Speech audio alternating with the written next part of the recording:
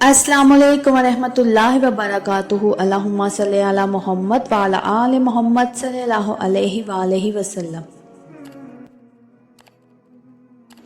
नाज़रीन, कभी ऐसा भी होता है कि साल गुजर जाते हैं, हर इलाज आजमा लिया जाता है, हर दुआ मांगी जाती है, मगर गोद फिर भी सूनी रहती है।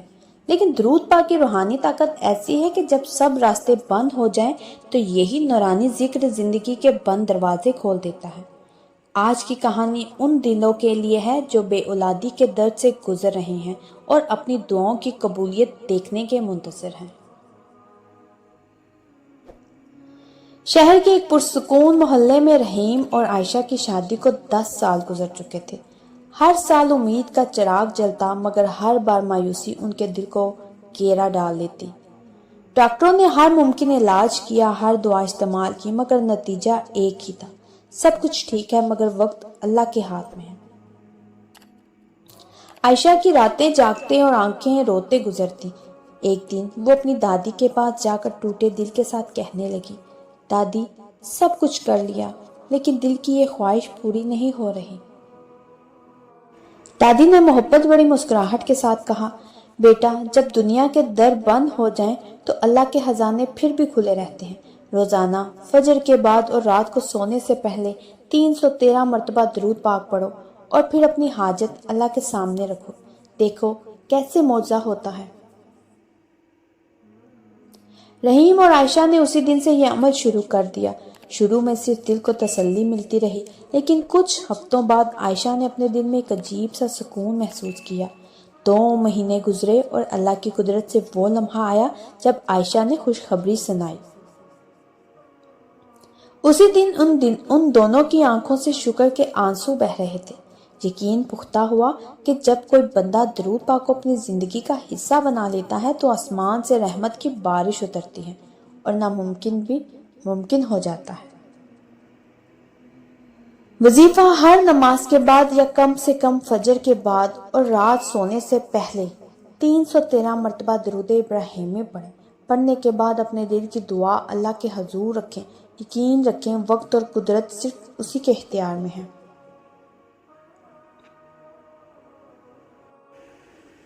नाजरीन, औलाद का ना होना एक ऐसा इम्तिहान है जो दिल को तोड़ देता है। ये दर्द सिर्फ वही समझ सकता है जिसने सालों की दुआएं, महीनों का इलाज और बेशुमार उम्मीदें आजमा ली हों। फिर भी हर बार खाली गोद और खामोशी आंगन के साथ वापस लौटना पड़े। ऐसे लोग ना सिर्फ जिस्मानी इलाज से थक जाते हैं बल्कि दिल की गहराइयों में टूट कर रह जाते हैं। ये एक ऐसी कैफियत है जिसमें इंसान को लगता है कि जैसे हर रास्ता बंद हो गया, लेकिन अल्लाह के खजाने कभी बंद नहीं होते। दरूद पाक की बरकत दरअसल उसी यकीन का नाम है।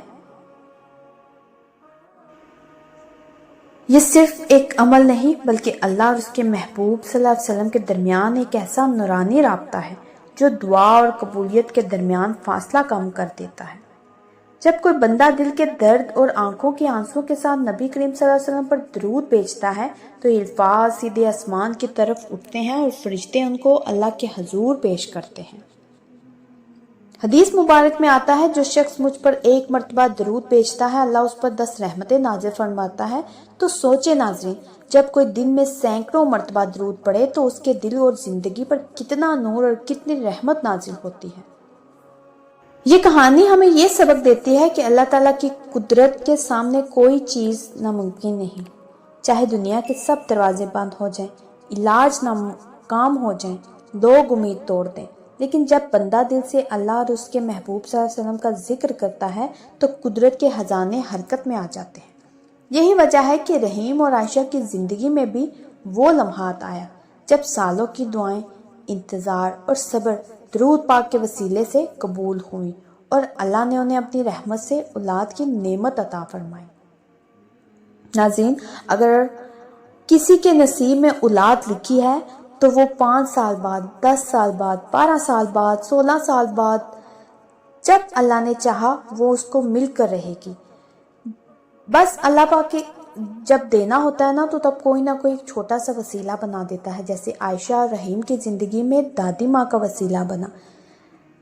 اگر اللہ پاک چاہتے تو دادی ماں کو 10 سال پہلے بھی یہ وظیفہ بتا سکتی تھی کہ آپ لوگ یہ پڑھیں اور ان کے ہاں خوشخبری مل سکتی تھی، لیکن نہیں، اللہ کی رضا نہیں تھی، اللہ کی مرضی نہیں تھی۔ اللہ پاک نے ایک وقت مقرر کیا ہوا تھا اور تب دادی ماں کو وسیلہ بنا کر درود پاک کی توفیق دی۔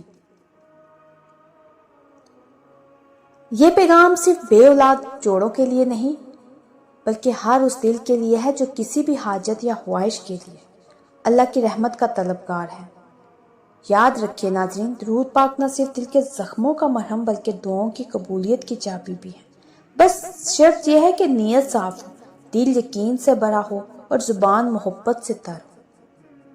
ہر نماز کے بعد کم سے کم فجر اور سونے سے پہلے 313 مرتبہ درود ابراہیمی پڑھیں۔ پھر نہ صرف اولاد کی خواہش بلکہ جو بھی دعا دل میں چھپی ہے اللہ کے حضور پیش کریں اور اس کی قدرت پر پورا یقین رکھیں۔ اللہ کے فیصلے بے مثال ہیں۔ وہ وقت بیچتا ہے جب دعائیں اپنے بہترین لمحے میں قبول ہوتی ہیں۔ آج سے اپنی زبان پر درود پاک کو جاری کر دیں۔